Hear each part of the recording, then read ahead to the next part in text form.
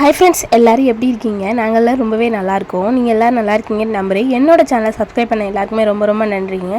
இன்றைக்கி காலையிலே காட்டுக்கு போயாச்சுங்க. போனது ஒரு இடத்துல உக்காந்தே எங்கன்னு பார்த்தீங்கன்னா சுண்டக்காய் செடிக்கிட்ட 2-3 சுண்டக்காய் வச்சுருந்துச்சு. நாளைக்கு பறிச்சுக்கலாம் அப்படின்ட்டு இங்கிட்டு திரும்பினா பழவாழை, அதாவது ரஸ்தாளி பழம்னு சொல்லுவோம். சூப்பராக காய்ப்பு அறுவடையில் இருக்குது.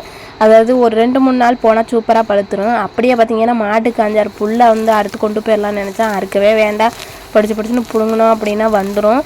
பாருங்கள் எந்த அளவு பச்சை பசேன்னு இருக்குது. இந்த புல்லை திங்கிறதுக்கு அந்த மாட்டுக்கு அவ்வளோ கஷ்டமாக இருக்குங்க. ஒவ்வொரு மாதிரி வேண்டாம் அப்படின்னு சொல்லவே சொல்லாது, ஒரு நுனி கூட விடாது. நுனி புல்லை அப்படி சாப்பிடும்.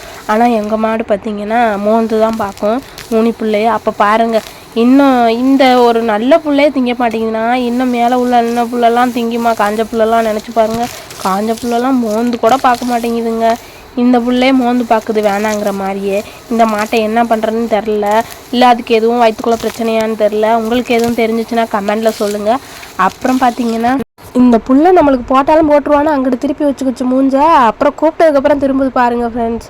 இந்த வீடியோ பிடிச்சிச்சுன்னா லைக்கை தட்டி விடுங்க. அப்படியே உங்கள் ஃப்ரெண்ட்ஸுக்கு ஷேர் பண்ணுங்கள். அப்புறம் என்னங்க, நாளைக்கு பார்ப்போம்.